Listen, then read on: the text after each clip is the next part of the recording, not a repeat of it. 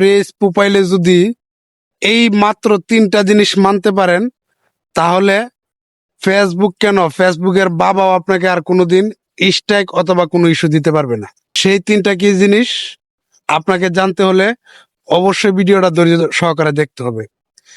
আপনি যদি এই 3টা জিনিস মেনে কাজ করতে পারেন, ফেসবুক অথবা ফেসবুকের বাইরে অন্য কেউ তোমাকে স্ট্রাইক অথবা অন্য কিছু দিতে পারবে না।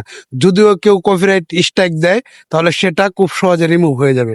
আজকে এই ভিডিওতে বলবো কাজটা হলো, প্রথমেই পেজ অথবা প্রোফাইল 2টা প্রেস রাখতে হবে। কপিরাইট ভিডিও অথবা কারো ভিডিও তোমাকে ছাড়তেই পারবে না। 2 নাম্বার কি, নিজের পেজ ভ্যালু তৈরি করতে হবে।